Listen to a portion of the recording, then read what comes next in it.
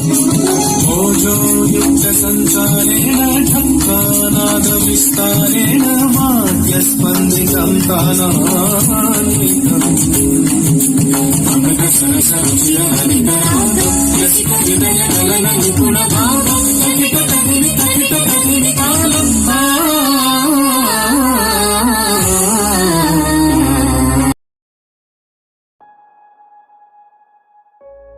युद्ध की बरसी मनाई जाती है और शांति का महोत्सव मनाया जाता है। अशोक को इसलिए महान नहीं माना जाता है कि वो चक्रवर्ती सम्राट था, बल्कि अशोक को इसलिए महान माना जाता है क्योंकि उसने धम्म की शुरुआत की थी और वह एक दयालु सम्राट बन गया था। दोस्तों, जिंदगी एक सेलिब्रेशन है और भारत सेलिब्रेट करने की सबसे अच्छी जगह है, क्योंकि यहाँ किसी न किसी हिस्से में कोई ना कोई फेस्टिवल चलते रहता है। धौली कलिंग महोत्सव उड़ीसा का एक ऐसा ही महोत्सव है। वह उड़ीसा का वार्षिक उत्सव है जहाँ पर शास्त्रीय नृत्य, शास्त्रीय संगीत, लोक नृत्य, लोक संगीत और मार्शल आर्ट के प्रदर्शन का अनूठा संगम होता है।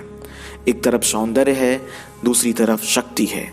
एक तरफ कला है, दूसरी तरफ बल है। इन दोनों का समन्वय ही इस धौली कलिंग महोत्सव की अनूठी विशेषता है। धौली उत्सव 2003 से मनाया जाता है। यह ओडिसी डांस गुरु गंगाधर प्रधान की देन है, जिन्होंने कोणार्क डांस और म्यूजिक फेस्टिवल शुरू किया था। वहीं कलिंग उत्सव इलियाना सिट्रासिटी, जो एक इटालियन हैं और ओडिसी डांसर हैं, उनके द्वारा शुरू किया गया था। कलिंग उत्सव कलिंग पर अशोक के विजय के प्रतीक के रूप में नहीं मनाया जाता है, बल्कि कलिंग उत्सव अशोक के हृदय परिवर्तन के प्रतीक के रूप में मनाया जाता है। कलिंग में इतना रक्तपात हुआ था कि अशोक का हृदय द्रवित हो गया था। उसे एहसास हो गया था कि युद्ध में कुछ भी हासिल नहीं होता है, युद्ध में सिर्फ और सिर्फ विनाश होता है और सृजन का बीज शांति के काल में ही संभव हो सकता है, क्योंकि शांति काल में ही कला, साहित्य और नृत्य का उद्भव होता है। दोस्तों, धौली उत्सव और कलिंग उत्सव दोनों को उड़ीसा के टूरिज्म विभाग ने 2011 में एक साथ कर दिया और तब से धौली कलिंग उत्सव मनाया जाने लगा। यह फरवरी के पहले सप्ताह में मनाया जाता है और इस उत्सव में भारत के दूर दूर के कलाकार आते हैं और अपनी कला का प्रदर्शन करते हैं।